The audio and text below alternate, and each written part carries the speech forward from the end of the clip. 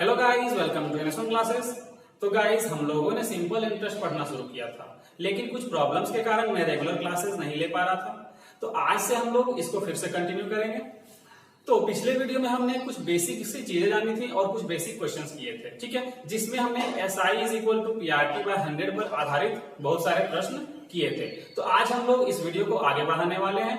अगर आप इस वीडियो में नए हैं तो चैनल को सब्सक्राइब कर लें, और आपसे कुछ ज्यादा नहीं मांग रहे हैं, बस आपको वीडियो को ज्यादा से ज्यादा लाइक करना है और शेयर करना है। तो चलिए बिना देर किए वीडियो को शुरू करते हैं। तो देखिए, आज हम लोग क्या करने वाले हैं। तो सबसे पहले आप देखे होंगे SI is equal to PRT by 100। इस फॉर्मूले पर हम लोगों ने बहुत सारे प्रश्न बेसिक से क्वेश्चन किए थे, ठीक है। तो आज हम लोग इससे कुछ रिजल्ट निकालेंगे, जिसका यूज हम लोग क्वेश्चन को जल्दी बनाने के लिए करेंगे, ठीक है। देखिए, इसमें से हम पहला रिजल्ट क्या निकालते हैं। सबसे पहले देखिए, अगर रेट और टाइम कांस्टेंट हो, रेट और टाइम क्या हो, कांस्टेंट। कांस्टेंट कहने का मतलब क्या है कि इक्वल हो, ठीक है। तो हम बोल सकते हैं कि SI जो है वो डायरेक्टली प्रोपोर्शनल होगा प्रिंसिपल का। इसका मतलब क्या हो रहा है, जैसे हम मान लेते हैं कि SI1 है ना, equal to P1 R1 T1 bye 100 है, ठीक है। एक और ब्याज दिया हुआ है S2, मतलब P2 R2 और T2, ठीक है। दोनों का अगर हम रेशियो निकालें, दोनों का अगर हम रेशियो निकालें तो ध्यान से देखिए, R1 और T1 क्या है, कांस्टेंट है, मतलब क्या बोल सकते हैं, इक्वल है, ठीक है। तो इक्वल है तो ये R1 T1 कट जाएगा और ये 100 कट जाएगा, बचेगा क्या, तो P1 और P2, यही बचेगा ना। ये मतलब क्या समझ में आ रहा है कि अगर रेट और टाइम कांस्टेंट हो तो SI जो है, ब्याज जो है, वो डायरेक्टली प्रोपोर्शनल होगा प्रिंसिपल का। डायरेक्टली प्रोपोर्शनल कहने का मतलब क्या है कि अगर ब्याज बढ़ेगा तो प्रिंसिपल भी बढ़ेगा, या प्रिंसिपल बढ़ेगा तो ब्याज भी बढ़ेगा। ब्याज अगर घटेगा तो प्रिंसिपल भी घटेगा, या प्रिंसिपल घटेगा तो ब्याज भी घटेगा, ठीक है। या फिर हम बोल सकते हैं कि इसका जो रेशियो है वो प्रिंसिपल के रेशियो के बराबर होगा, ब्याज का जो रेशियो है वो प्रिंसिपल के रेशियो के बराबर होगा, यही मतलब होता है इसका। तो देखिए, इस यहां पर इसी को समझिए, इसका मतलब क्या हुआ, हम बोल सकते हैं क्या कि ब्याज 1 रेशियो, ब्याज 2 रेशियो, ब्याज 3 रेशियो डॉट डॉट डॉट। इसी तरह हम क्या लिखेंगे, P1 ratio, P2 ratio, P3 ratio dot dot dot. अगर मान लेते हैं बहुत सारा ब्याज दिया हुआ रहेगा, 3 को या 4 को, है ना, तो उसका जो रेशियो निकलेगा वो प्रिंसिपल के रेशियो के बराबर होगा। मतलब अगर ब्याज बढ़ेगा तो प्रिंसिपल भी बढ़ेगा, ब्याज घटेगा तो प्रिंसिपल भी घटेगा, यही मतलब है इसका, ठीक है। ये समझ में आ गया। अब जरा सोचिए, ये जरूरी तो नहीं है कि रेट और टाइम ही कांस्टेंट हो सकता है प्रिंसिपल और रेट कांस्टेंट हो, प्रिंसिपल और रेट कांस्टेंट हो। तब क्या होगा, तो तब ब्याज जो है वो डायरेक्टली प्रोपोर्शनल होगा टाइम के, ठीक है ना, ये हो सकता है। तो ये चीज हम बार बार हर जगह नहीं लिखेंगे, सिर्फ इतना ही लिखेंगे, ठीक है। आप लोग सब समझ में आ रहा है ना। डायरेक्टली प्रोपोर्शनल का मतलब क्या है कि इस ब्याज का रेशियो और प्रिंसिपल का रेशियो क्या होगा, सेम होगा, इक्वल होगा, ठीक है। या फिर तीसरा कंडीशन ये भी तो हो सकता है कि प्रिंसिपल और टाइम कांस्टेंट हो, प्रिंसिपल और टाइम कांस्टेंट हो, तब हम बोल सकते हैं कि इंटरेस्ट जो है वो डायरेक्टली प्रोपोर्शनल हो जाएगा किसका, रेट का, ठीक है। यहां से 3 कंडीशन बना, 3 रिजल्ट हम देखे यहां से, ठीक है। तो इसको आप नोट करिए, इसमें भी और भी रिजल्ट बनेंगे, ठीक है। तो पहले आप इसको नोट करिए। चलिए देखते हैं आगे अगला रिजल्ट क्या मिलता है। अगर हम यहाँ पर देखें, यहाँ पे हम क्या देखें कि रेट और टाइम कांस्टेंट, मतलब 2 चीज कांस्टेंट हो तो इसके बराबर होता है। लेकिन अगर कोई एक ही चीज कांस्टेंट हो, जैसे हम बोल सकते हैं कि ब्याज जो है, प्रिंसिपल अगर कांस्टेंट हो, सिर्फ एक चीज कांस्टेंट हो, पिछला क्वेश्चन, पिछले रिजल्ट में क्या देखे थे कि रेट या टाइम या प्रिंसिपल या टाइम या फिर प्रिंसिपल और रेट, मतलब दो चीज कांस्टेंट था, लेकिन यहाँ पे क्या है, एक ही चीज कांस्टेंट है। ठीक है, तब हम क्या बोलेंगे कि ब्याज जो है वो डायरेक्टली प्रोपोर्शनल होगा किसका, तो रेट इंटू टाइम का, रेट इंटू टाइम का। मतलब कि हम यहां बोल सकते हैं कि ब्याज का जो रेशियो होगा, दैट इज ब्याज का जो रेशियो होगा, ब्याज interest 1 ratio, simple interest 2 ratio, simple interest dot dot dot, इसका जो रेशियो होगा, जो 3 ब्याज दिया हुआ है, तीनों ब्याज या फिर आगे और बढ़ते जाएगा, तो उसका जो रेशियो होगा किसके बराबर होगा, तो R1T1 ratio R2T2 ratio R3T3 dot dot dot, ये सब चलते जाएगा। ठीक है, इसका मतलब ये हो रहा है। तो इसी तरह से यहां भी 3 रिजल्ट बनेगा। कैसे, अगर रेट कांस्टेंट हो जाए, अगर रेट कांस्टेंट हो जाए तो हम बोल सकते हैं कि ब्याज जो है वो प्रिंसिपल इनटू टाइम के डायरेक्टली प्रोपोर्शनल होगा, या फिर अगर हम बोले कि टाइम कांस्टेंट हो जाए, टाइम इक्वल हो जाए, तो हम बोल सकते हैं कि ब्याज जो है वो डायरेक्टली प्रोपोर्शनल होगा, क्या ब्याज जो है वो डायरेक्टली प्रोपोर्शनल होगा प्रिंसिपल इनटू रेट का। ठीक है ना, इसका मतलब क्या है कि अगर यहां पर देखिए ब्याज मान लेते हैं, यहां पर ब्याज को छोड़ दीजिए, यहां पे क्या समझ में आ रहा है कि ब्याज जो है वो डायरेक्टली प्रोपोर्शनल है किसका, प्रिंसिपल इनटू टाइम का, या फिर ब्याज जो है रेट इनटू टाइम के बराबर है। ठीक है, डायरेक्टली प्रोपोर्शनल है। मतलब हम समझ रहे हैं यहाँ पे क्या कि जैसे रेट जो है वो पहले 1 था और टाइम पहले 3 था, या रेट को अगर हम मान लेते हैं 10, ठीक है, तो ब्याज क्या बनता था, 10 या 30 मल्टीप्लाई होकर ये बनता था। लेकिन अगर ये बढ़ करके 20 हो जाए और ये अगर 6 हो जाए, ठीक है, ये 2 गुना हो गया, यहाँ भी 2 गुना, तो ब्याज क्या होगा, ब्याज जो है वो 4 गुना हो जाएगा, ब्याज जो है वो 4 गुना हो जाएगा, कितना हो जाएगा, 120 हो जाएगा। देख लीजिए 6 दूनी 12 120, तो ये 4 गुना कैसे हुआ, ब्याज और रेट जो है वो डायरेक्टली प्रोपोर्शनल है, कब, जब प्रिंसिपल कांस्टेंट होगा। ठीक है, तो रेट 2 गुना बढ़ा और टाइम भी 2 गुना बढ़ गया, तो यहां पे 2 गुना बढ़ा, यहां 2 गुना, टोटल कितना, 2 से मल्टीप्लाई करेंगे, 4 गुना बढ़ा, तो यहां भी क्या होगा, 4 गुना बढ़ेगा।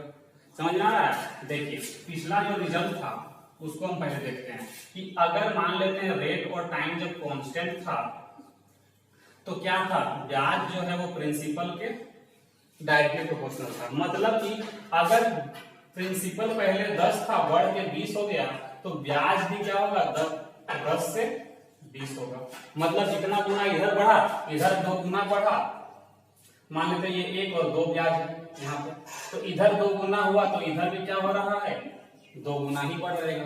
क्यों, क्योंकि यहाँ पे एक ही तो है ना, ब्याज जो है वो इसके डायरेक्टली प्रोपोर्शनल है, लेकिन यहाँ 2 चीज है, रेट भी और टाइम भी, तो 2 गुना ये बढ़ा, 2 गुना ये बढ़ा, टोटल कितना गुना बढ़ जाएगा, 4 गुना बढ़ जाएगा। ठीक है, तो सेम प्रोसेस सब में चलेगा। ठीक है, देखिए उम्मीद है ये समझ में आ गया होगा, इसको भी आप नोट डाउन कर लीजिए, आगे और भी रिजल्ट मिलेंगे इससे। ठीक है, चलिए गाइस अगला रिजल्ट मिलता है, अगला रिजल्ट क्या मिलता है। ठीक है, 6 रिजल्ट उधर से मिल गया, तो ये 7वां रिजल्ट होगा। अब देखिए हमने देखा क्या कि इधर वाला टर्म क्या है, कांस्टेंट, अगर इधर वाला भी टर्म कांस्टेंट हो जाए तब क्या होगा, जैसे ब्याज और हम मान लेते हैं प्रिंसिपल कांस्टेंट हो जाए, 2 चीज, ब्याज और प्रिंसिपल कांस्टेंट हो जाए तो ये तो बराबर हो गया, तो ये तो दोनों कट जाएगा, बचेगा रेट इनटू टाइम। 100 से कोई मतलब नहीं, क्योंकि 100 खुद कांस्टेंट टर्म है, वो कट ही जाएगा। तो देखिए बचा ये रेट और टाइम, तो रेट जो है वो इनवर्सली प्रोपोर्शनल होगा टाइम का, या फिर टाइम जो है रेट का उल्टा होगा, इनवर्सली प्रोपोर्शनल होगा। इनवर्सली प्रोपोर्शनल कहने का मतलब क्या होगा कि ये उल्टा होगा। जैसे कि अगर रेट जो है 10 से 12 हो रहा था, तो रेशियो क्या बन रहा है इसका, 5:6, तो ये हमारा रेट है, तो टाइम क्या हो जाएगा, उल्टा हो जाएगा, इनवर्स हो जाएगा, मतलब 6/5 हो जाएगा। ठीक है, अगर रेट का रेशियो ये है तो टाइम का रेशियो उल्टा हो जाएगा, बस यही याद रखना है। ठीक है, यहाँ पे हम रेशियो भी लिख दे रहे हैं, देखिए दैट इज हम लिख सकते हैं क्या कि rate 1 ratio R2 ratio R3 ratio dot dot dot, इसका मतलब क्या हो रहा है 1/T1 ratio 1/T2 ratio 1/T3। इस तरह क्या होगा, ये बढ़ते जाएगा। ठीक है, इसी तरह इसका अगला रिजल्ट अगर हम देखें तो हो सकता है ब्याज के साथ प्रिंसिपल कांस्टेंट ना होकर रेट कांस्टेंट हो जाए, तब क्या रिजल्ट मिलेगा, तो प्रिंसिपल जो है वो इनवर्सली प्रोपोर्शनल होगा टाइम का, मतलब प्रिंसिपल जो है वो टाइम का उल्टा होगा उसका रेशियो। एक और रिजल्ट बन सकता है कि ब्याज अगर टाइम के साथ कांस्टेंट हो, इसको इधर लिख देते हैं, साइड नीचे दिखे प्रॉब्लम होगा। देखिए अगर हम मान लेते हैं कि ब्याज और टाइम कांस्टेंट है, कांस्टेंट कहने का मतलब इक्वल है, ठीक है, तो यहां पर क्या होगा, प्रिंसिपल जो है वो इनवर्सली प्रोपोर्शनल होगा रेट का। अभी सबका हम यूज इसका आपको करके दिखाएंगे क्वेश्चन में, आप बस इतना जानिए कि अगर ये कांस्टेंट होता है तो रिजल्ट ये मिलता है, बस इतना आपको याद रखना है। ठीक है, तो अभी हमने टोटल कितने रिजल्ट कर लिए, उधर 6 रिजल्ट और यहाँ पे 3, 9 रिजल्ट है ना, 9 रिजल्ट हुआ, 10 नहीं, यहाँ पे मिस्टेक है थोड़ा सा, ये 8 नंबर है और ये 9 नंबर है। ठीक है, यहाँ पे 9 रिजल्ट मिले, एक रिजल्ट और भी मिलता है और उससे हमेशा क्वेश्चन पूछे जाते हैं। देखिए कौन सा रिजल्ट है, पहले आप इसको नोट डाउन करिए। देखिए 10वां रिजल्ट, अगर हम मान लें कि यहां पर सिर्फ और सिर्फ इंटरेस्ट जो है, सिंपल इंटरेस्ट जो है वो कांस्टेंट हो जाए, ठीक है, तो यहां से रिजल्ट क्या बनेगा, ये जो रिजल्ट है, तो सबसे पहला रिजल्ट जो क्वेश्चन में पूछा जाता है वो पूछता है क्या, प्रिंसिपल जो है वो इनवर्सली प्रोपोर्शनल होगा रेट इनटू टाइम का।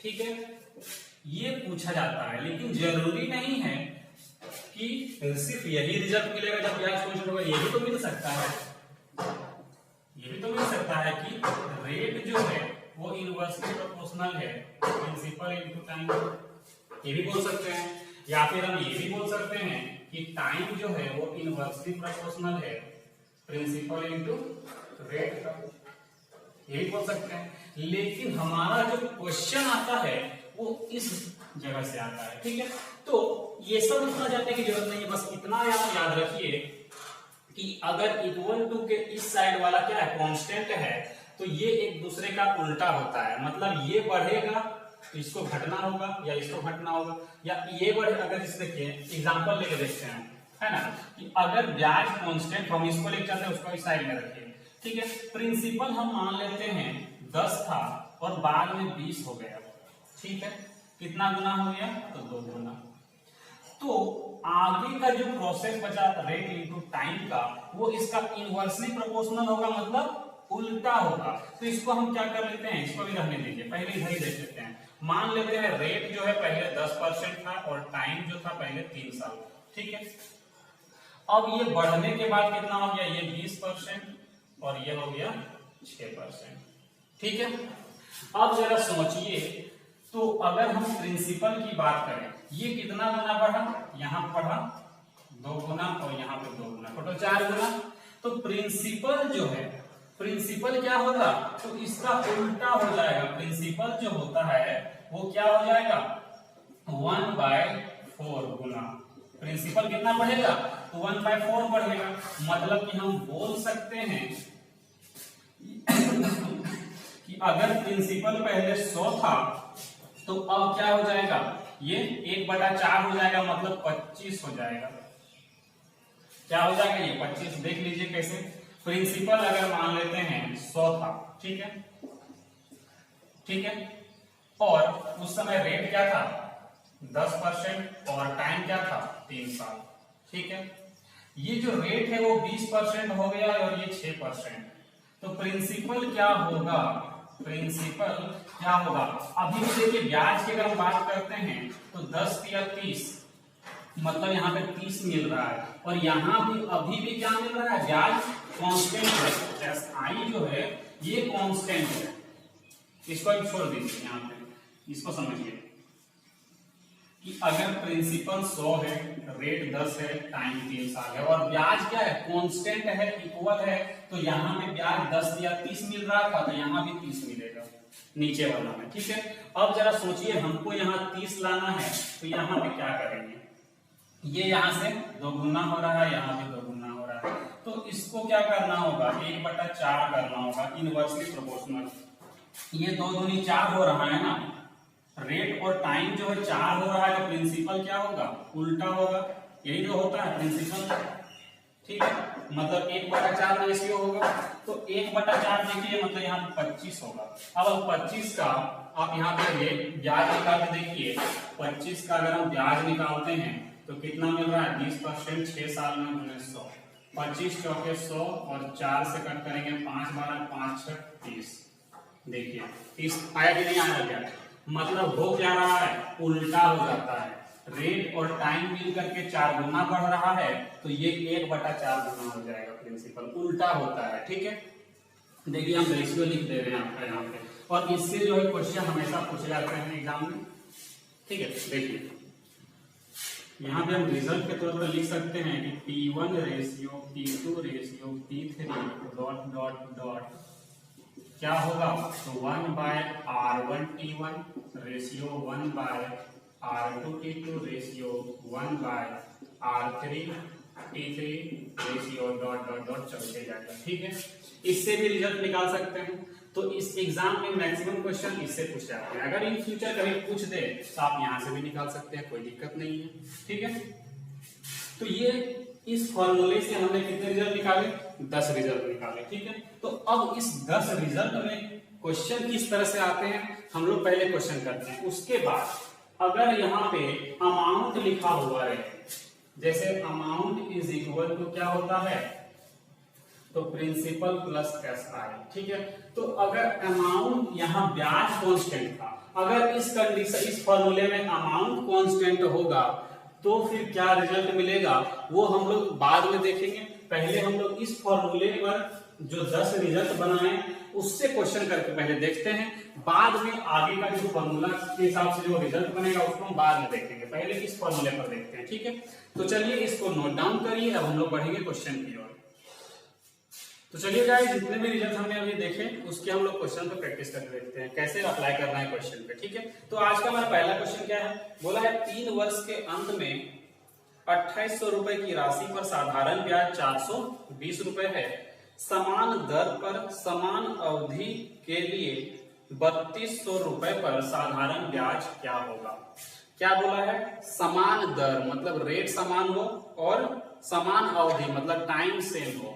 मतलब यहाँ पे जो क्वेश्चन हमारा बोल रहा है, इस क्वेश्चन में क्या दिया हुआ है कि रेट और टाइम जो है वो समान है, मतलब कांस्टेंट है, इक्वल है, तो क्या होता है रिजल्ट, ब्याज जो है वो डायरेक्टली प्रोपोर्शनल होगा प्रिंसिपल का। यही रिजल्ट हम लोग निकाले थे, फर्स्ट रिजल्ट यही था। तो यहाँ पर देखिए अगर हम बात करते हैं ब्याज की, तो ब्याज 420 है। ठीक है, जो किसके प्रोपोर्शनल होता है, ब्याज तो हमारा एक ही दिया हुआ है। ठीक है, बोला है क्या कि 3 वर्ष के अंत में 2800 रुपए पर कितना मिलता है ब्याज, 420 रुपए, लेकिन अगर 3200 की बात करें तो उस पर कितना ब्याज मिलेगा, मतलब उतना ही टाइम पे और उतना ही रेट से। तो देखिए अगर हम बात करते हैं इस रिजल्ट की, तो ब्याज जो है वो प्रिंसिपल का क्या होगा, डायरेक्टली प्रोपोर्शनल, मतलब प्रिंसिपल बढ़ेगा तो ब्याज ही बढ़ेगा, प्रिंसिपल घटेगा तो ब्याज भी घटेगा। ठीक है, तो यहाँ पर अगर ध्यान से देखें तो ब्याज 2 जगह नहीं दिया हुआ, प्रिंसिपल 2 ठो दिया हुआ, तो हम प्रिंसिपल का हेल्प लेंगे। तो अगर हम प्रिंसिपल का रेशियो निकालते हैं, अगर हम प्रिंसिपल का रेशियो निकालें तो प्रिंसिपल कितना है, तो प्रिंसिपल जो है वो 2800 रुपए है और एक जगह 3200 रुपए है। ठीक है, तो हमको पता है कि इसका जो रेशियो बनेगा वो कितना बनेगा, तो यहाँ पे रेशियो जो बनाते हैं, यहाँ पे 4 7 28 और 4 8 32। ठीक है, तो रेशियो यहाँ पे क्या बनेगा, यहाँ भी 7 रेशियो 8 बनेगा, क्योंकि यहाँ पे 7 रेशियो 8 है तो यहाँ भी क्या होगा, 7 रेशियो 8 होगा। ठीक है, अब इसी 7 का जो वैल्यू है वो दिया हुआ है कितना, 420। 20 रुपए, 420 रुपए मतलब कितना गुना हो रहा है, 60 गुना हो रहा है। 7 छक 42 और 1 0, तो ये भी क्या हो जाएगा, 60 गुना हो जाएगा। 8 छक 48 पर 1 0, 480 रुपए। कितना आंसर होगा हमारा, 480 रुपए, और यही हमारा आंसर है। ठीक है, देखिए इसको अगर आप इस तरह से करना नहीं चाहते तो इसको हम और भी तरीके से कर सकते हैं।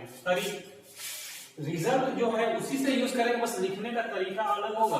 क्या, तो हम बोल सकते हैं यहाँ पर कि P1 रेशियो P2 जो है वो ब्याज 1 और ब्याज 2 के बराबर होगा। इतना लिख सकते हैं। रेशियो का मतलब ये होता है P1 कितना है, 2800 है, P2 कितना है, 3200 है, इधर ब्याज कितना है, 420 है, और दूसरा ब्याज हमको नहीं पता है। ठीक है, तो इसको आप सॉल्व करना है। 2 0 से 2 0, यहाँ पे 7, यहाँ पे 8। इस 7 से इसको कट करेंगे, 6 बार में 7, ब्याज इधर आ जाएगा और ये 8 इधर मल्टीप्लाई होगा, तो ऐसे। तो आप ऐसे भी करके क्वेश्चन को सॉल्व कर सकते हैं। तो बात एक ही है, यहाँ भी हम रेशियो निकालें, ये इसका उल्टा किए। यहाँ पे क्या किए, रेशियो निकालें और इधर का अलग से ब्याज वाला लिख लिए। तो ले देके सॉल्व करने से आता वही है। इसको करने का तरीका इस तरह से है, इसको करने का तरीका इस तरह से। आपको जो ठीक लगता है आप दोनों तरह से कर सकते हैं। ठीक है, तो चलिए अगले क्वेश्चन की ओर बढ़ते हैं। क्वेश्चन है 5.1 वर्ष के अंत में 4500 रुपए की राशि पर साधारण ब्याज 175 रुपए है। समान दर पर समान अवधि के लिए 9000 रुपए पर साधारण ब्याज क्या होगा। सेम क्वेश्चन है, ठीक है, और सेम रिजल्ट से बनेगा। देखिए यहाँ पर क्या बोला है, प्रिंसिपल का रेशियो अगर हम देखें, सेम क्वेश्चन है, और यहाँ पे ब्याज का रेशियो। ठीक है, प्रिंसिपल का जो रेशियो है वो देखिए 2 गुना हो रहा है। 45,000 से क्या हो रहा है, 9000 हो रहा है, मतलब 1 से 2 हो रहा है, डबल हो रहा है। हो रहा है कि नहीं हो रहा है, यहाँ पे हम लिख नहीं रहे हैं, क्योंकि आप देखिए ये 1/2 डायरेक्ट कैसे लिख लिए। तो 4500 और 9000 को देखिए ये एक दूसरे का डबल नहीं है क्या, 45 दूनी 9 90, तो 90 मतलब कितना, 4500 से 9000 हो रहा है, 2 गुना हो रहा है, मतलब ब्याज भी क्या होगा, 2 गुना होगा। ब्याज भी क्या होगा, 2 गुना होगा। मतलब पहले ब्याज 175 था, तो इसका 2 गुना हो जाएगा कितना, तो इसका 2 गुना हो जाएगा 350 रुपए। 350 रुपए, यही हमारा क्या हो जाएगा, तो आंसर हो जाएगा। ठीक है, तो चलिए अब अगले क्वेश्चन की ओर बढ़ते हैं। क्वेश्चन है 1234.12 की राशि पर 7 साल 3 महीने के अंत में साधारण ब्याज कितना है, 15 रुपए। तो बोला है 2468 रुपए, 2468.24 रुपए पर समान अवधि के लिए समान दर पर साधारण ब्याज क्या होगा। सेम है, रेट और टाइम कांस्टेंट है, तो क्या हो जाएगा, ब्याज जो है वो प्रिंसिपल के डायरेक्टली प्रोपोर्शनल होगा। ठीक है, मतलब हम बोल सकते हैं प्रिंसिपल और ब्याज। प्रिंसिपल का अगर हम रेशियो की बात करें, प्रिंसिपल के रेशियो की अगर हम बात करते हैं, तो पहला प्रिंसिपल कितना है, तो यहाँ पर ये है। ठीक है, दूसरा प्रिंसिपल कितना है, कितना है, तो आप अगर ध्यान से देख रहे होंगे तो ये डबल हो रहा है, मतलब 1:2 बन रहा है। यहाँ पे क्या बन रहा है, 1:2, तो ब्याज भी क्या होगा, 2 गुना होगा, मतलब 1:2। पहले अगर मिल रहा था 15% ब्याज, तो अब मिलेगा 30% ब्याज, 2 गुना हो रहा है ना। यहाँ पर देखिए ये 15 से गुना हुआ, तो यहाँ भी क्या होगा, 15 से गुना, या फिर डायरेक्ट बोल सकते हैं ये 1 से 2 हो रहा है, तो ये 15 से क्या हो जाएगा, 30 हो जाएगा, डबल हो जाएगा। तो यही हमारा क्या हो जाएगा, तो आंसर हो जाएगा। ठीक है, तो चलिए अब आगे बढ़ते हैं। देख रहे हैं ना रिजल्ट से कितना जल्दी आंसर हमारा आ रहा है। एग्जाम में यही सब कंसेप्ट आपको यूज करना है। ठीक है, देखिए आगे बढ़ते हैं अगले क्वेश्चन की ओर। तो क्वेश्चन बोला है एक निश्चित साधारण ब्याज दर पर 500 रुपए की राशि 2 वर्षों में 600 रुपए हो जाती है। यदि ब्याज दर को आधा कर दिया जाता है तो 500 रुपए की राशि 2 वर्षों में कितनी होगी। यहाँ पर देखिए वो इनडायरेक्ट, मतलब डायरेक्टली नहीं बोला है क्या कि मतलब प्रिंसिपल और टाइम कांस्टेंट है, ये डायरेक्टली नहीं बोला है आपको, बस लिख दिया है 500 रुपए। देखिए 500 रुपए की राशि पहले भी था और बाद में भी क्या बोला है, 500 रुपए की राशि पर निकालने बोला है। टाइम पहले भी 2 साल था, अभी भी टाइम क्या है, 2 साल दिया है। मतलब यहाँ पे आपको इनडायरेक्टली दिया हुआ है क्या, कि प्रिंसिपल और टाइम जो है वो कांस्टेंट है। क्या है, कांस्टेंट है। मतलब कि यहाँ पे जो ब्याज जो होगा वो क्या होगा, डायरेक्टली प्रोपोर्शनल होगा रेट का। मतलब ब्याज और रेट जो है क्या होगा, ब्याज का रेशियो और रेट का रेशियो क्या होगा, इक्वल होगा। मतलब हम बोल सकते हैं कि रेट, यहाँ पर देखिए हमको निकालने क्या बोला है, अमाउंट निकालने बोला है। तो अमाउंट को भी साइड पे रखिए, पहले हम ब्याज निकालते हैं। रेट का रेशियो अगर हम देखें तो रेट का रेशियो कितना है, यहाँ पर रेट का रेशियो क्या बोला है कि ब्याज दर को आधा कर दिया जाए। मतलब कि ब्याज अगर पहले 2 था तो अब कितना हो जाएगा, ब्याज 1 हो जाएगा। तो सॉरी, रेट मतलब रेट जो है पहले 2 था, अब क्या हो गया 1, मतलब आधा अगर हो गया रेट तो ब्याज क्या मिलेगा, तो ब्याज भी क्या हो जाएगा, आधा हो जाएगा, 2 से 1 हो जाएगा। अब देखिए पहले जो ब्याज था वो कितना मिल रहा था, तो जरा ध्यान दीजिएगा 500 रुपए की राशि जो है 2 साल में कितना हो रही थी, 600। 2 साल में कितना हो रहा था, 600। तो ब्याज कितना दे रहा है यहाँ पे, 100 रुपए क्या मिल रहा है हमको, ब्याज मिल रहा है। कितना साल में, 2 साल में। तो जरा सोचिए, पहले ब्याज 100 मिल रहा था तो अब ब्याज कितना मिलेगा, 50 मिलेगा। आधा हो रहा है ना, 2 से 1 हो रहा है, तो 100 से कितना हो जाएगा, ये 50। ये तो मेरा ब्याज निकला, ये मेरा क्या निकला, ब्याज निकला। तो हमको क्या निकालना है, अमाउंट निकालना है। अमाउंट क्या होता है, प्रिंसिपल प्लस SI। तो प्रिंसिपल 500 और ब्याज कितना, 50, टोटल कितना हो जाएगा, 550। और यही हमारा क्या है, आंसर है। ठीक है, तो चलिए आगे बढ़ते हैं। क्वेश्चन है, 3 वर्ष के अंत में 8% प्रति वर्ष की दर से 25,000 रुपए की राशि पर साधारण ब्याज 1,000 रुपए है। समान राशि पर समान दर से 6 वर्ष के लिए साधारण ब्याज कितना होगा। ठीक है, देखिए बोला है समान राशि पर समान दर से, मतलब प्रिंसिपल और रेट जो है इसका क्या है, कांस्टेंट है। प्रिंसिपल और रेट क्या है, कांस्टेंट है। मतलब ब्याज जो होगा वो टाइम के डायरेक्टली प्रोपोर्शनल होगा। मतलब ब्याज का जो रेशियो होगा टाइम के रेशियो के बराबर होगा। तो यहाँ पर ध्यान दीजिएगा, अगर तो यहाँ पर जो है हमको निकालना है कितना ब्याज होगा, ब्याज निकालना है। तो सॉरी, अगर आप टाइम को देखें, टाइम के रेशियो, यहाँ टाइम 2 तो दिया हुआ है, कितना, पहले जो टाइम था वो 3 था और बढ़ के कितना हो गया, 6 हो गया। ठीक है, तो ब्याज जो होगा, तो यहाँ पे अगर हम रेशियो की बात करें तो ये 1 रेशियो क्या हो रही है, 1:2 हो रहा है। ठीक है, तो ब्याज भी क्या होगा, 1 से 2 डबल हो रहा है। ठीक है, तो यहाँ पर अगर ध्यान दीजिएगा तो ब्याज पहले 1,000 था तो डबल हो जाएगा, ब्याज कितना हो जाएगा, 2,000। तो हमारा जो आंसर है वो क्या हो जाएगा, 2,000। देख रहे हैं ना कितना आसानी से हमारा आंसर आ रहा है। तो यही होता है स्टैंडर्ड रिजल्ट निकालने के बाद हम लोग क्वेश्चन कर रहे हैं।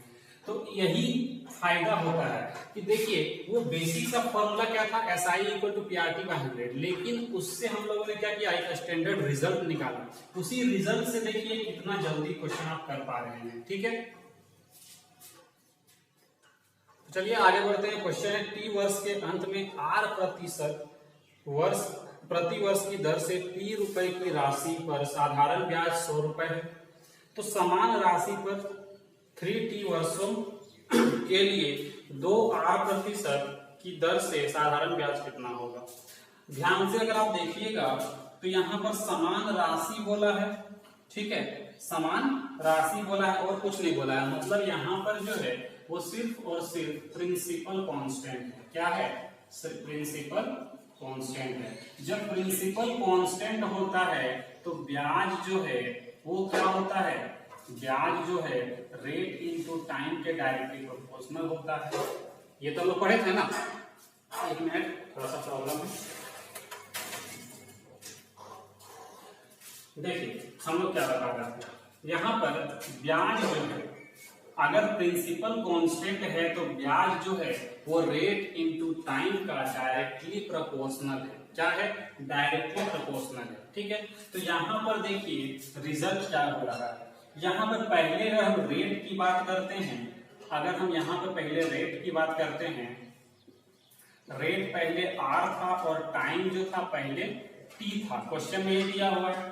ठीक है, अब जो है रेट क्या हो रहा है, रेट बढ़ करके 2r हो जा रहा है और टाइम बढ़ करके 3t हो जा रहा है, मतलब ये 3 गुना हो गया और ये 2 गुना हो गया। तो हम क्या बताए हैं कि ब्याज क्या हो जाएगा, ब्याज इसका 6 गुना हो जाएगा।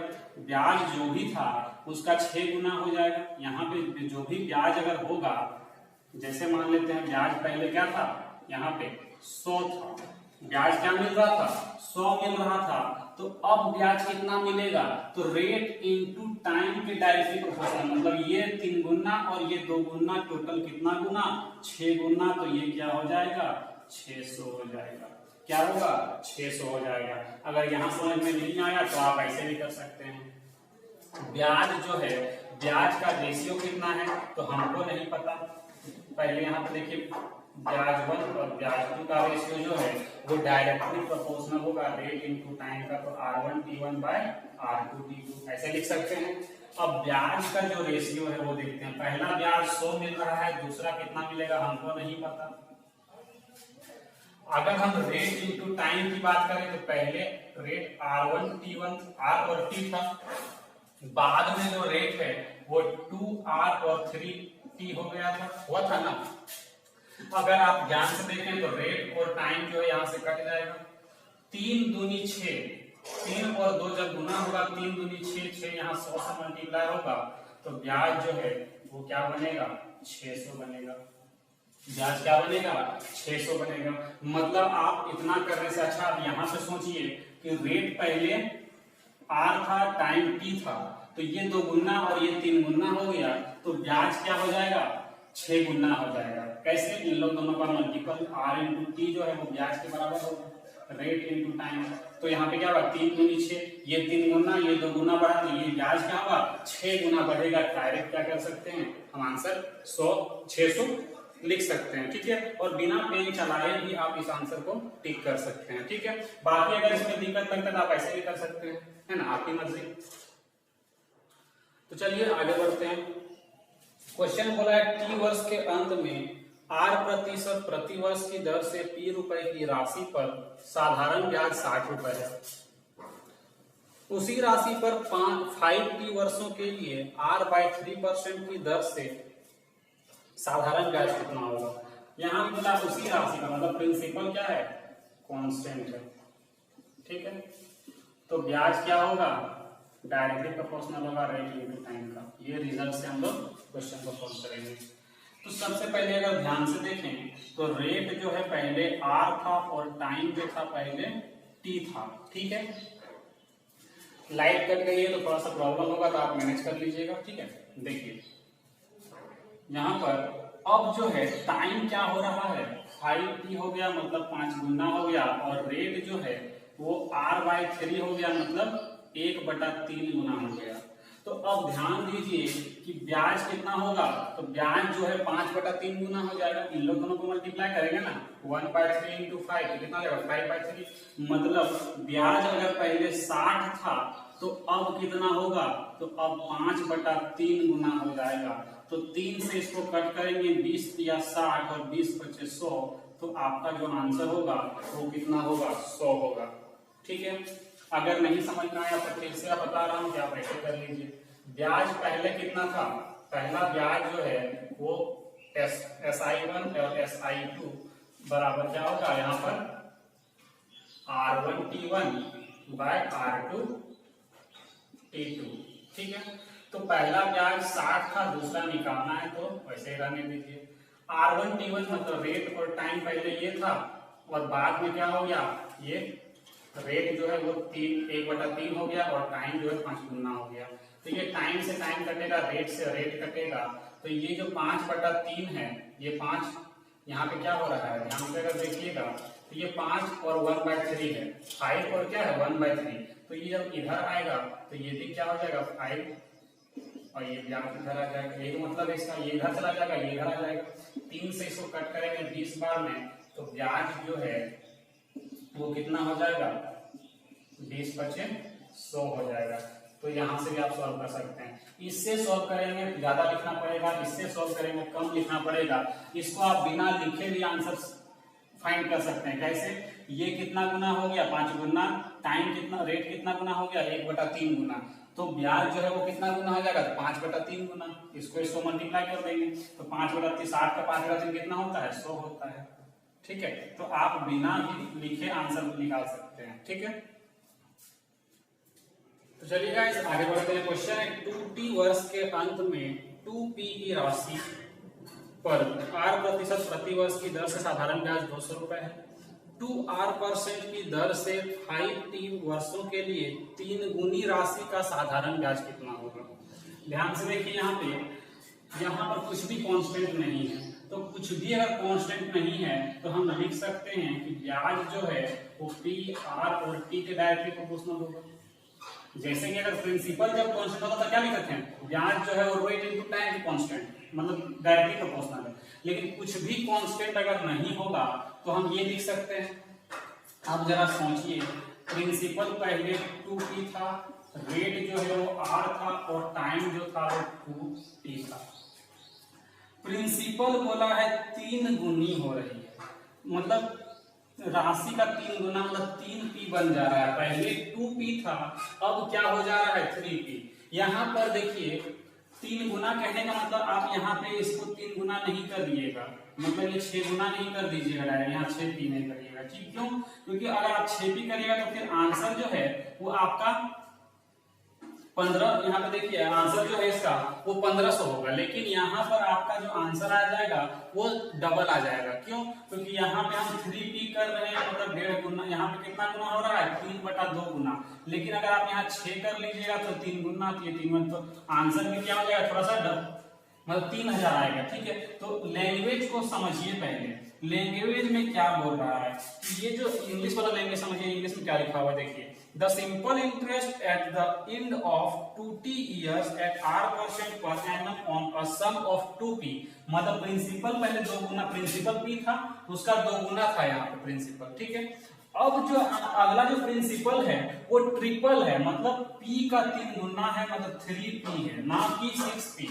ठीक है, अगर एग्जाम में डायरेक्ट 6p लिखा हुआ रहेगा तो अलग सी बात है, लेकिन अगर इस लैंग्वेज पे रहेगा तो यहाँ पे 2p है, तो आप यहाँ पे 3 गुना करके यहाँ 6p मत लिखिएगा। ठीक है, मतलब प्रिंसिपल का 3 गुना, मतलब ये 2p से कितना हो गया 3p हो गया, मतलब कितना गुना हो गया तो 3/2 गुना। बस यही पे आप गड़बड़ कर सकते थे, इसलिए मैंने आपको यहाँ बता दिया। ठीक है, रेट जो है और रेट कितना हो जा रहा है, तो रेट जो है वो 2r हो रहा है, मतलब 2 गुना, और टाइम जो है वो कितना हो जा रहा है 5t, मतलब कि 5/2 गुना। ठीक है, तो अब अगर ध्यान से देखिए तो ब्याज कितना होगा, ब्याज अगर पहले 200 था तो अब कितना हो जाएगा, तो 5/2 गुना, मतलब यहाँ पे 2 से 2 कट जाएगा 5, और यहाँ पे 5 दिया 15, मतलब 15/2 गुना हो जाएगा। ब्याज क्या हो जाएगा 15/2 गुना, 2 से कट करेंगे 100, मतलब यहाँ पे 1500। ठीक है, अगर हम इसी में आपको अपने से एक क्वेश्चन और बना के दिखा दें कि अगर ब्याज, ये तो इसका आंसर हो गया इस क्वेश्चन का, लेकिन हो सकता है आपको फ्यूचर में अगर इस तरह क्वेश्चन देखने को मिल जाए, जो अभी हम यहाँ पे बताएं आपको कि प्रिंसिपल पहले मान लेते हैं 2p था, या है ना, प्रिंसिपल पहले 2p था, रेट जो है वो r था, टाइम जो है वो 2t है। ठीक है, अब जो प्रिंसिपल आगे जो है वो क्या हो रहा है 6p दिया हुआ है मान लेते हैं, और रेट जो है वो 2r है, और टाइम जो है वो 5t है। ठीक है, अगर इस केस में आप देखिएगा यहाँ पे ये 3 गुना हो रहा है, यहाँ 2 गुना, और यहाँ पे 5/2 गुना। ठीक है, ब्याज अगर हम 200 रखें यहाँ पे तो ये अब कितना गुना हो जाएगा तो ये अब कितना गुना होगा, तो यहाँ पर देखिए 3 दूनी 6 और 6 को 5 बटा 2 मतलब 2.5 गुना करेंगे तो 2 से कटेगा 3 बचे 15, मतलब ये जो है वो 15 गुना हो जाएगा। कितना गुना हो जाएगा, 15 गुना, मतलब ये हमारा जो आंसर होगा यहाँ पे 3000 होगा। ठीक है, तो ये कब होगा 3000 आंसर, जब यहाँ पे ये 6p लिखा हुआ रहेगा, मतलब प्रिंसिपल 2p से 6p हो जाएगा। लेकिन हमारा जो क्वेश्चन है वो 2p से कितना हो रहा है, ट्रिपल हो रहा है, मतलब 3p हो रहा है, ना कि 3 गुना हो रहा है। ठीक है, तो यहाँ पर आप ध्यान रखिएगा इसी को। तो हमारा जो क्वेश्चन है उसका आंसर ये होगा। लेकिन अगर आपको क्वेश्चन इस तरह से दे दे कि प्रिंसिपल 2p है, रेट r है, टाइम 2t है, और प्रिंसिपल अगर 6p हो जा रहा है, रेट 2r हो जा रहा है और ये 5t हो रहा है, तब क्या होगा इतना। तो हमको क्वेश्चन से मतलब नहीं है, हमको आपको कंसेप्ट सिखाना है। कंसेप्ट क्या बना कि अगर कुछ भी कांस्टेंट नहीं है तो रेट, टाइम और प्रिंसिपल जितना गुना बढ़ रहा है तो सबको कंबाइन करें, देखिए कितना गुना हुआ, उतना ही गुना क्या होगा, ब्याज बढ़ेगा। अगर आप इसको फॉर्मूला से भी करते हैं तो ध्यान से देखिए, ब्याज जो है पहले कितना था, तो पहले 2p था, रेट पहले क्या था, r था, टाइम कितना था, 2t था बाय 100। ये फॉर्मूला बनता पहला ब्याज का। पहला ब्याज यहाँ पे 200 दिया हुआ था। ठीक है, अब जरा ध्यान से देखिए, अगर हम रेशियो निकालें दूसरा ब्याज का तो यहाँ भी रेशियो निकलेगा। यहाँ पे क्या बनेगा, ये 3p into 2r into 5t bye 100। ये 100 से 100 कट जाता है, ये p r और t कट जाएगा। तो ध्यान से देखिए, ये 2 से 2 कट गया, यहाँ से 2 ये 100 बार में कट गया, तो ब्याज जो है वो कितना आ रहा है, 3 दूनी, यहाँ पर 3 बचे 15, यहाँ पे 1500 आ रहा है। तो इसी चीज को फॉर्मूला न लिख करके यहाँ पे डायरेक्टली प्रोपोर्शनल का कंसेप्ट यूज करेंगे तो ज्यादा बढ़िया है। ठीक है, तो हमारा इस क्वेश्चन का जो आंसर है वो कितना है, तो 1500 है। ठीक है, इसको आप अभी मत देखिए, ये हम अलग से बता दिए कि अगर क्वेश्चन यहाँ पे 3 गुना ना बोल के डायरेक्ट बोल दे कि 2p से कितना हो जाता है 6p, तब हमारा आंसर ये होगा। लेकिन अभी फिलहाल जो है हमारा क्वेश्चन का जो आंसर है वो कितना है, 1500 रुपए है। ठीक है, तो चलिए आगे बढ़ते हैं। क्वेश्चन है 400 रुपए की राशि 2 वर्षों में साधारण ब्याज की दर से 448 रुपए हो जाती है। समान दर पर कितने वर्षों में 550 रुपए की राशि 682 रुपए हो जाएगी। समान दर पर बोला है, मतलब यहाँ पे रेट जो है हमारा क्या है, कांस्टेंट है। क्या है हमारा, रेट कांस्टेंट है। तो जब रेट कांस्टेंट है तो यहाँ पर हम बोल सकते हैं कि ब्याज जो है वो प्रिंसिपल इनटू टाइम का क्या है, डायरेक्टली प्रोपोर्शनल है, बोल सकते हैं। तो अब आप ध्यान से देखिए, यहाँ पे जो प्रिंसिपल है वो कितना है, तो प्रिंसिपल पहले 400 है, टाइम कितना है, टाइम जो है वो 2 साल है। ठीक है, तो अब जो है यहाँ पर ब्याज कितना मिला है, 48 रुपए, इतना तो मिल चुका है हमको।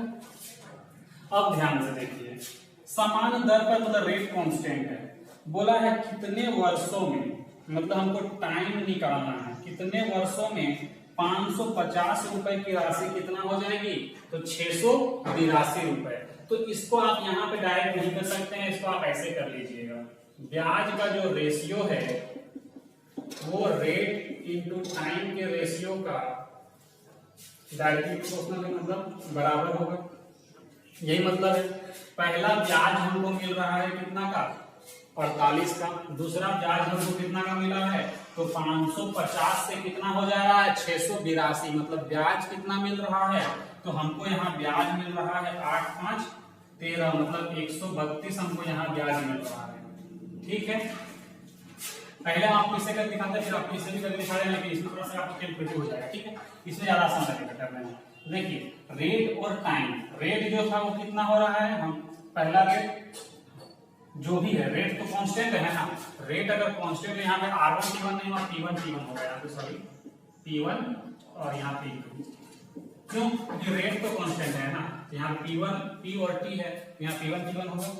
ठीक है, प्रिंसिपल पहले 400 था, टाइम 2 साल, यहाँ पे प्रिंसिपल कितना है 550 है और टाइम कितना बोला है, तो टाइम जो है हमको नहीं पता, मतलब हमको T2 जो है वो निकालना है।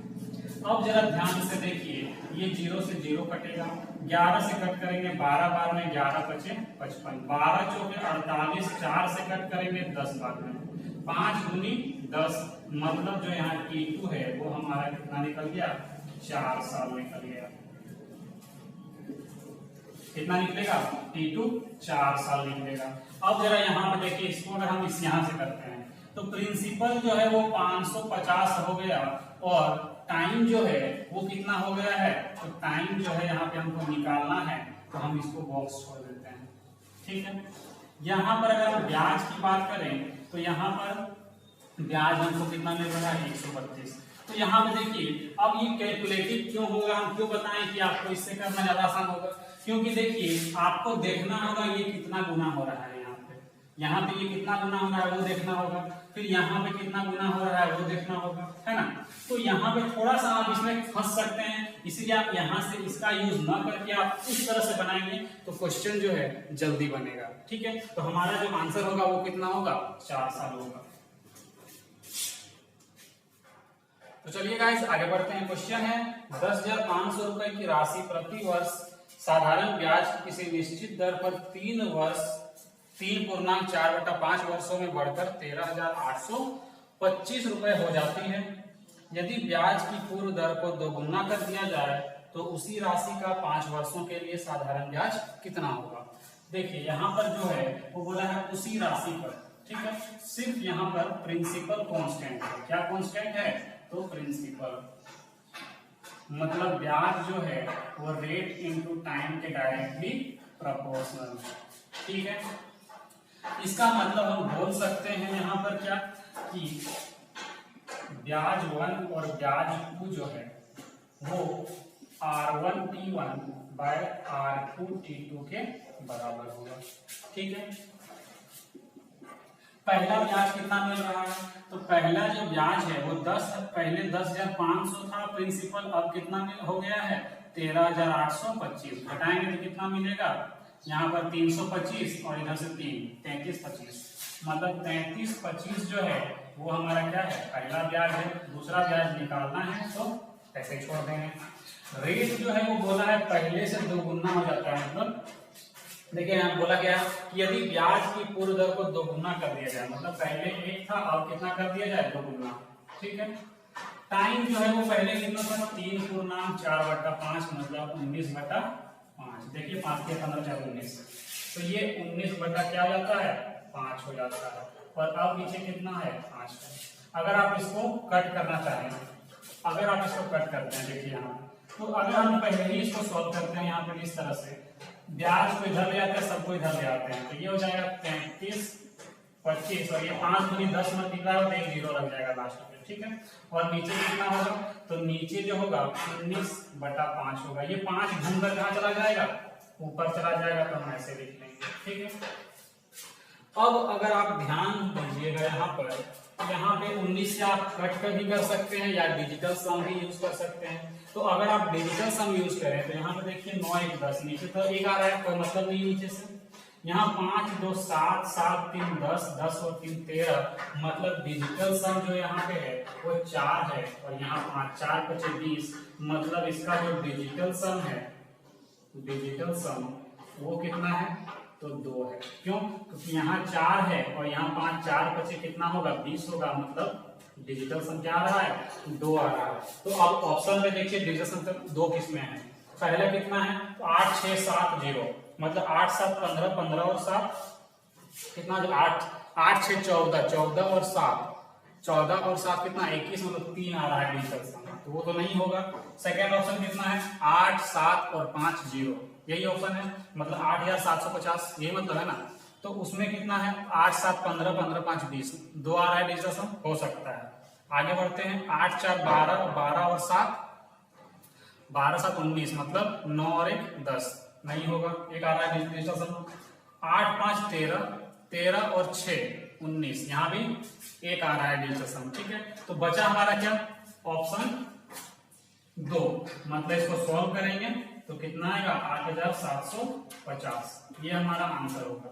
अगर आप 19 से कट करना चाहते हैं तो 19 से आप कट करिएगा, तो यहाँ पे देखिए कट करके आपको दिखा देते हैं। डिजिटल सम ज्यादा बेटर है, बाकी आपकी मर्जी, आप 19 से इसको कट कर सकते हैं। ठीक है, 19 से इसको कट करेंगे तो 19 के 19 है ना, बच कितना गया 19 और 1 20, 20 और 13 मतलब 14 हो गया। ठीक है, यहाँ पे आ गया 19 सत्ते 133। ठीक है, कितना हो जाएगा यहाँ पे 12 में 3 जाएगा तो 9 बच गया, यहाँ पे 0 0 9 मतलब कितना हो जाएगा ये 5 95। तो 19 बचे 95। ठीक है, 19 बचे कितना होता है 95 और 1 0 तो पहले से लगा हुआ है। तो अब अगर आप ध्यान दीजिएगा तो यूनिट डिजिट तो 0 सब में है, लेकिन अगर टेंस डिजिट को देखें सबका क्या है अलग अलग है। टेंस डिजिट जो है दहाई का जो अंक है वो कितना होगा, तो 5 बचे 25 मतलब दहाई का अंक जो है वो 5 ही होगा। और एक ही ऑप्शन ऐसा है जिसमें दहाई का अंक जो है वो 5 है। ठीक है, सेकंड ऑप्शन का। ठीक है, तो हमारा जो यहां से भी आंसर आएगा वो क्या आएगा 8750 रुपए। ठीक है, तो चलिए गाइस आगे बढ़ते हैं। क्वेश्चन है किसी धनराशि पर 5% वार्षिक दर से 8 वर्ष का साधारण ब्याज 840 रुपए है। 5 वर्ष बाद उसी धनराशि पर उतनी ही ब्याज प्राप्त हो तो ब्याज की दर कितनी होगी। देखिए यहाँ पर बोला है उसी धनराशि पर उतना ही ब्याज प्राप्त हो, मतलब यहाँ पर ब्याज और प्रिंसिपल कांस्टेंट है, मतलब कि रेट जो है वो टाइम का क्या होगा इनवर्सली प्रोपोर्शनल होगा, मतलब उल्टा होगा। तो जरा देखिए यहाँ पर हमको रेट निकालने बोला गया है, तो हम रेट और टाइम में देखेंगे, लेकिन यहाँ रेट निकालना तो आप टाइम को पहले लिख लीजिए और रेट को बाद में। टाइम का अगर हम रेशियो देखें तो 8 रेशियो क्या है 5 मतलब 8/5, तो रेट क्या होगा उल्टा होगा, मतलब 5 से 8 होगा। होगा कि नहीं होगा। अब इस 5 का वैल्यू रेट में कितना है 5% है, तो 8 का वैल्यू कितना हो जाएगा 8%। यही हमारा क्या होगा आंसर होगा। तो देखिए रिजल्ट को जानने से हमें कितना फायदा होता है, आंसर जो है तुरंत हमारे हाथ में होगा।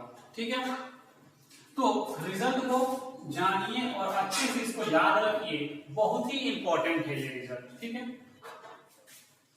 तो चलिए गाइस आगे बढ़ते हैं। क्वेश्चन है ये एक व्यक्ति 3 धनराशियों को 6 वर्ष 10 वर्ष व 12 वर्ष के लिए क्रमशः 10%, 12% व 15% की ब्याज दरों पर निवेश करता है तथा स्कीम समाप्त होने पर तीनों राशियों पर उसे समान ब्याज प्राप्त होता है, तो निवेश की गई धनराशियों का अनुपात होगा। देखिए यहाँ पर क्या बोला है, यहाँ पर बोला है क्या कि ब्याज यहाँ पर जो है वो ब्याज समान है, तीनों को में जो ब्याज मिलता है वो समान है, मतलब ब्याज जो है इंटरेस्ट जो है वो कांस्टेंट है। तो हम इसमें क्या बताएंगे, जब ब्याज कांस्टेंट होगा तो प्रिंसिपल जो है वो इनवर्सली प्रोपोर्शनल होगा रेट इनटू टाइम का, मतलब यही जो रिजल्ट है वो ज्यादा इंपॉर्टेंट है। इसके अलावा और भी रिजल्ट बताए थे कि रेट भी है 1/PT के बराबर हो सकता है, डायरेक्टली प्रोपोर्शनल हो सकता है, इनवर्सली प्रोपोर्शनल हो सकता है, या फिर हम बोल सकते हैं टाइम भी इनवर्सली प्रोपोर्शनल हो सकता है प्रिंसिपल इनटू रेट का। लेकिन सबसे ज्यादा क्वेश्चन किससे पूछ जाते हैं, इससे, तो हमको इसी से मतलब है, इससे मतलब अभी नहीं है। ठीक है, तो अब जरा ध्यान से देखिए, प्रिंसिपल जो है वो इनवर्सली प्रोपोर्शनल है रेट इनटू टाइम का, मतलब कि अगर हम यहाँ पे प्रिंसिपल की बात करते हैं तो P1 ratio P2 ratio P3 3 को दिया हुआ है ना, प्रिंसिपल 3 है, तो जब हमको निकालने बोला है क्या कि निवेश की गई धनराशि का अनुपात, मतलब तीनों प्रिंसिपल निकालना है। P1 ratio P2 ratio P3 मान लिए, ये किसके बराबर होगा, तो 1/R1T1 ratio 1/R2T2 ratio 1/R3T3, यही मतलब है इसका। अब जरा ध्यान से देखिए 1/R1T1 रेट कितना है 10%, टाइम कितना है 6 साल, 10 6 60, यहाँ पे कितना आएगा 60 आएगा रेशियो, यहाँ पे कितना आएगा 12 और 10, 12 है 120, यहाँ पे कितना आएगा 15 और 12 180, मल्टीप्लाई कर दिए। देखिए रेट था 10%, टाइम था 6 साल, फिर यहाँ रेट था 12%, टाइम था 10 साल, फिर यहाँ रेट है 15%, टाइम है 12 साल, मल्टीप्लाई करेंगे कितना होगा, यहाँ से 0 से 0 कट रहा है, 6 से कट करते हैं, 6 का 6, 6 दूनी 12, 6 तिया 18। ठीक है, अब जरा देखिए यहाँ पे जो रेशियो बन रहा है वो 1/1 रेशियो 1/2 रेशियो 1/3 है। तो इसको हमको क्या करना है, ऊपर लेके चलना है। तो हम क्या करेंगे, तो अभी हमने आपको रेशियो एंड प्रोपोर्शन नहीं पढ़ाया है, तो टेंशन मत लीजिए, इसको ऊपर कैसे करना है समझिए। हमको यहाँ पे लिखना है फर्स्ट टर्म पे, तो आपको क्या करना है, इसको बंद कर दीजिए नीचे वाला, इसको मल्टीप्लाई करिए, 3 दूनी 6। तो पहला जो रेशियो बनेगा वो बनेगा 6। फिर रेशियो डालिए, हमको सेकेंड वाला लिखना है, तो आप इसको बंद कर दीजिए नीचे वाला, 3 1 3। थर्ड नंबर वाला लिखना है, तो इसको बंद करिए, 2 1 2। कुछ कट रहा है, नहीं कट रहा है, तो यही हमारा क्या हो जाएगा आंसर। और अगर कटेगा तो काट देंगे, जो भी रेशियो निकलेगा। यहाँ पे कट नहीं रहा है, तो हमारा जो आंसर है 6 रेशियो 3 रेशियो 2 जो है वो हमारा प्रिंसिपल है। ठीक है, तो चलिए आगे बढ़ते हैं। क्वेश्चन है 12,000 रुपए की धनराशि को 2 भागों में इस प्रकार विभाजित किया जाता है कि पहले भाग पर 12% वार्षिक दर से 3 वर्ष का साधारण ब्याज, दूसरे भाग के 16% वार्षिक दर से 4.1/2 वर्ष के साधारण ब्याज के बराबर है। तो पहले और दूसरे भाग का अनुपात बताएं। देखिए यहाँ पे क्या बोला, रेट जो है, सॉरी ब्याज जो है वो कांस्टेंट है, तो हम बोल सकते हैं प्रिंसिपल जो है वो रेट इनटू टाइम का इनवर्सली प्रोपोर्शनल होगा।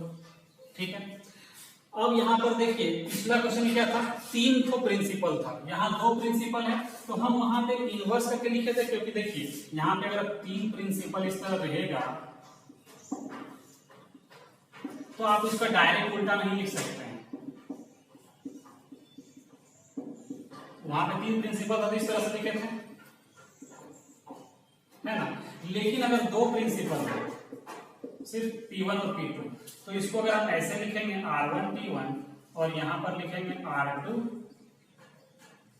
T2, तो हम इसको उल्टा कर सकते हैं, ये वाला यहां, ये वाला यहां। ठीक है, तो दूसरा वाला हम डायरेक्ट उल्टा कर सकते हैं, लेकिन 3 तो रहेगा तो हम नहीं कर पाएंगे। ठीक है, तो यहाँ पर डायरेक्ट हम उल्टा करके लिख सकते हैं, कोई दिक्कत ऐसे नहीं है।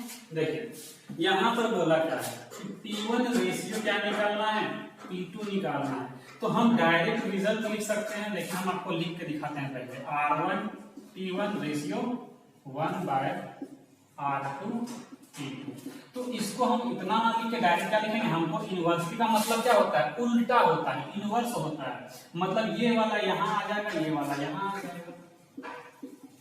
जब हम आपको रेशियो पढ़ाएंगे, रेशियो प्रोपोर्शन, वहां पे आपको ये सब चीजें डिटेल में बताई जाएंगी। ठीक है, फिलहाल आप इसमें देखिए, जिससे आपका काम चल जाएगा। देखिए तो ये निकल गया, तो अब हम एग्जाम में ये रिजल्ट ना लिख के हम 2 के लिए डायरेक्ट ये रिजल्ट लिखेंगे, उल्टा करके। अब जरा ध्यान से देखिए, प्रिंसिपल का पर रेशियो निकालना है। ठीक है, तो रेट कितना है, यहाँ पर R1 T1 रेट है 12% 3 साल के लिए, 12 या 36, लेकिन ये तो पहले के लिए है ना, तो पहले के लिए तो यहाँ लिखेंगे और दूसरे के लिए पहले लिखेंगे। तो दूसरा रेट की अगर हम बात करते हैं तो 16% रेट है और टाइम है कितना, 4.5 साल, मतलब 4 दूनी 8 और 1 9/2। और यहाँ पर रेट कितना है, 12 रेट है 3 साल। ठीक है, कट करना है 8 बार में कटेगा। ठीक है, जहां जहां कट रहा है काट के, 3 तिया 9, 3 चौके 12, 4 दूनी 8, यहाँ पे 1, मतलब जो रेशियो बना वो 2 रेशियो 1 बना। क्या बना, 2 रेशियो 1 बना। ठीक है, चलिए गाइस आगे बढ़ते हैं। क्वेश्चन है 2600 रुपए को 2 भागों में इस प्रकार उधार दिया जाता है कि पहले भाग पर 10% वार्षिक ब्याज दर से 5 वर्ष का साधारण ब्याज, दूसरे भाग पर 9% वार्षिक ब्याज दर से 6 वर्ष का साधारण ब्याज के बराबर हो जाए तो दोनों भागों का मान ज्ञात कीजिए। यहाँ पर भी सेम बोला है, ब्याज क्या है, कांस्टेंट है, ब्याज क्या है, कांस्टेंट है, मतलब प्रिंसिपल जो है रेट इनटू टाइम का इनवर्सली प्रोपोर्शनल होगा। ठीक है, मतलब यहाँ पर अगर हम बोल सकते हैं P1 रेशियो जो P2 है, P1 रेशियो P2 जो है, तो रेट इनटू टाइम का क्या होगा, उल्टा होगा, है ना। तो पहले क्या होगा, उल्टा लिखते हैं, मतलब P2 का जो रेट इनटू टाइम है R2 T2 उसको पहले लिखेंगे, मतलब R2 T2 ratio R1 T1। कैसे होता है, पिछले क्वेश्चन बता दिए। अब देखिए यहाँ पर R2 और T2 की बात करें तो 9 छक 54 रेशियो, R1 T1 की बात करें 10 बचे 50, 2 से कट करेंगे तो यहाँ पर हो जाएगा 2 दूनी 4, 2 सत्ते 14 और 2 से कट करेंगे तो 25 बार में, मतलब जो रेशियो बना वो 27 रेशियो 25 बना। हमको क्या फाइंड करने बोला है, दोनों भाग का मान ज्ञात करने बोला है। तो यहाँ 25 और 27 का मतलब कितना हो गया 52, तो 52 यूनिट का वैल्यू जो है वो 2600 है। ठीक है, इसको अगर आप कट करते हैं तो कितना होता है 26 दूनी 52, 26 एक 26, 100 बार में कटेगा, फिर 2 से कट करेंगे तो 50 बार में कटेगा, मतलब कि एक यूनिट का जो वैल्यू है वो 50 रुपए है। तो हमको 25 यूनिट का वैल्यू होगा तो कितना हो जाएगा, 50 से गुना कर देंगे, 50 25 बचे 125 मतलब 1250, और यहाँ पे 27 से मल्टीप्लाई करेंगे तो 5 सत्ते 35, 5 दूनी 10 और 3 13 मतलब 1350। तो हमारा जो दोनों भाग का जो मान होगा 1350 और 1250 होगा। ठीक है, चलिए गाइस आगे बढ़ते हैं। क्वेश्चन है 13,000 रुपए को 3 भागों में इस प्रकार बांटा गया है कि पहले भाग पर 5% की दर से 6 साल, दूसरे भाग पर 4% की दर से 5 साल तथा तीसरे भाग पर 10% की दर से 4 साल का साधारण ब्याज बराबर है, तीनों भाग ज्ञात करें। देखिए साधारण ब्याज बराबर है समझ में आता है, प्रिंसिपल का जो रेशियो बनेगा P1 ratio P2 ratio P3 वो किसके बराबर होगा, तो R1 T1 ratio R2 T2 ratio 1/R3 T3। ठीक है, तो हमको प्रिंसिपल निकालना है, प्रिंसिपल का रेशियो तो कितना हो जाएगा, तो पहले 5 और 6, 5 छक 30, 1/30 रेशियो कितना हो जाएगा, यहाँ पर 4 बचे 20 रेशियो, यहाँ पर 10 चौक 40। ठीक है, यहाँ से 0 0 0 कट जाएगा इस तरह से। ठीक है, तो यहाँ पर देखिए, यहाँ पर इसको हमको लिखना है 4 दूनी 8, इसको लिखना है तो 3 चौक 12 और इसको लिखना है तो 3 दूनी 6, 2 से कट करेंगे 4 बार में, 6 बार में, 3 बार में, मतलब रेशियो जो है वो 4 रेशियो 6 रेशियो 3 बन रहा है। ठीक है, तो अब जरा ध्यान से देखिए, 6 4 10 3 13 का वैल्यू कितना दिया हुआ है, तो 13,000 है। ठीक है, तो 1 का वैल्यू कितना 1000, 13 का वैल्यू 13,000, तो 1 का वैल्यू 1000, तो इन चारों का वैल्यू कितना आ जाएगा 4000, 6000 और 3000। यही हमारा क्या होगा, आंसर हो जाएगा। ठीक है, चलिए गाइस आगे बढ़ते हैं। क्वेश्चन है 1750 रुपए की राशि 2 भागों में इस प्रकार विभाजित की जाती है कि पहले भाग पर 8% की दर से वार्षिक साधारण ब्याज और दूसरे भाग पर 6% की दर से वार्षिक साधारण ब्याज बराबर है, तब प्रत्येक भाग पर ब्याज है। तो देखिए यहाँ पर टाइम का जिक्र नहीं किया गया है, मतलब यहाँ पे ब्याज के साथ साथ टाइम भी क्या है, कांस्टेंट है, कांस्टेंट ले लेंगे। ठीक है, तो बोलेंगे प्रिंसिपल जो है 1/r के प्रोपोर्शनल होगा, मतलब इनवर्सली प्रोपोर्शनल होगा रेट का, मतलब P1 रेशियो अगर हम P2 लिखें तो हमको लिखना होगा R2 रेशियो R1, उल्टा लिखना होगा। तो R2 कितना है, रेट कितना है 6% है और यहाँ पर 8, तो कट करेंगे यहाँ 3 यहाँ पे 4, जो रेशियो बना वो कितना बना 3 रेशियो 4 बना। ठीक है, तो अब जरा ध्यान से देखिएगा, हमको लिखना है प्रत्येक भाग, ये प्रिंसिपल का रेशियो है, तो 4 और 3 7, इस 7 का जो वैल्यू है वो 1750 रुपए है। तो हमको लिखना है दोनों प्रत्येक भाग पर ब्याज लिखना है, प्रत्येक भाग पर ब्याज कितना है। ठीक है, ये बोला है प्रत्येक भाग पर ब्याज कितना मिल रहा है, रेट कितना मिल रहा है। तो इस 7 का वैल्यू अगर हम ध्यान से देखेंगे, 7 दूनी 14, 7 बचे 35, 250, ब्याज कितना मिल रहा है ये हमको देखना है। तो यहाँ पर देखिए, ये जो प्रिंसिपल है हमको ब्याज निकालना है, रेट निकालना है, सॉरी ब्याज निकालना है, तो रेट। तो यहाँ पर देखिए 1 का वैल्यू कितना आ गया, 1 का जो वैल्यू है वो आ गया 250, 1 का जो वैल्यू है वो आ गया 250। तो जरा देखिए यहाँ पर, तो प्रिंसिपल कितना होगा यहाँ पे, तो 25 या 75 और यहाँ पर 25 चौके 100 पर 1000 और 750, ठीक है। तो हमको ब्याज निकालना है, तो ब्याज तो बराबर है, हम ब्याज यहां से निकालें या यहां से निकालें, कोई फर्क पड़ेगा क्या? नहीं। तो इस 1000 का अगर हम ब्याज निकालते हैं, 1000 प्रिंसिपल है, रेट कितना है? तो रेट जो है इसके लिए प्रिंसिपल 2 के लिए जो रेट है वो 6% है, मतलब 6/100 है। यहाँ से 2 जीरो कट जाएगा तो ब्याज कितना मिलेगा? 60 रुपए ब्याज मिलेगा। कितना ब्याज मिलेगा? तो 60 रुपए ब्याज मिलेगा, ठीक है। चलिए गाइस आगे बढ़ते हैं। क्वेश्चन है 500 रुपए पर 4 वर्ष का 6.25% वार्षिक दर से साधारण ब्याज तथा 400 रुपए का किसी समयावधि के लिए 5% वार्षिक दर से साधारण ब्याज बराबर है, तो समयावधि क्या होगी? तो यहाँ पर देखिए, यहाँ पर ब्याज जो है वो बराबर बोला है। ब्याज क्या है? बराबर है, ठीक है, कांस्टेंट है, ठीक है। मतलब हम बोल सकते हैं यहाँ पर क्या कि प्रिंसिपल जो है, प्रिंसिपल का जो रेशियो है वो इनवर्सली प्रोपोर्शनल होगा रेट इनटू टाइम का, ठीक है। तो यहाँ पर देखिए प्रिंसिपल का अगर हम रेशियो की बात करें तो 500 से कितना हो रहा है? 400। तो अगर हम इसका बोले तो ये उल्टा हो जाएगा, मतलब यहाँ पर P1 रेशियो P2 है, तो यहाँ पे क्या हो जाएगा? R2T2 और R1T1 लिख दे रहे हैं। P1 रेशियो P2, तो यहाँ पे क्या लिखना होगा? R2T2 बाय R1T1, यही लिखना होगा यहाँ पे। तो इसी को लिख रहे हैं P1 P2, तो यहाँ लिखना होगा R2T2, मतलब 5% के रेट से टाइम मान लेते हैं T2, ठीक है। और यहाँ पर 6.25% के रेट से मान लेते हैं 4, ठीक है। ये 0 0 कटेगा, ये 4 से 4 कटेगा, ठीक है। पॉइंट अगर हटाते हैं, अगर हम ये पॉइंट अगर ना हटाए, रहने दीजिए यहाँ पर, ठीक है। ये 5 से 5 कट गया, मतलब T2 का जो वैल्यू होगा वो 6.25% ही हमारा ये क्लियर होगा, इतना साल होगा। इसका मतलब कितना होता है? तो इसका मतलब जो होता है वो 6.1/4 होता है। तो आंसर जो है वो पूर्णांक के फॉर्म पे है, तो हमारा आंसर क्या होगा? 6.1/4 साल। तो चलिए गाइस आगे बढ़ते हैं। क्वेश्चन है 4000 रुपए की राशि पर x% की दर से 3 वर्षों का साधारण ब्याज 5000 रुपए की राशि पर 12% की दर से 2 वर्षों का साधारण ब्याज बराबर है, तो x का मान बताएं। तो फिर से सेम वही बात है, ब्याज क्या है? कांस्टेंट है, मतलब कि प्रिंसिपल जो है वो इनवर्सली प्रोपोर्शनल होगा रेट इनटू टाइम का, मतलब उल्टा होगा।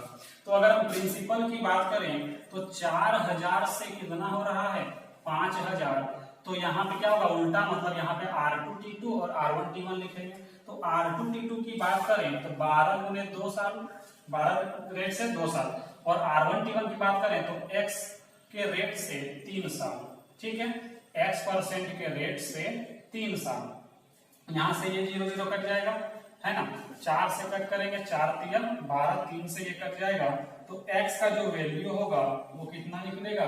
10% निकलेगा। और यही हमारा क्या है? तो आंसर है, ठीक है। तो गाइस उम्मीद है जितने भी रिजल्ट मैंने आपको बताए सारे आपको समझ में आए होंगे, क्वेश्चन सारे आपको समझ में आ गए होंगे।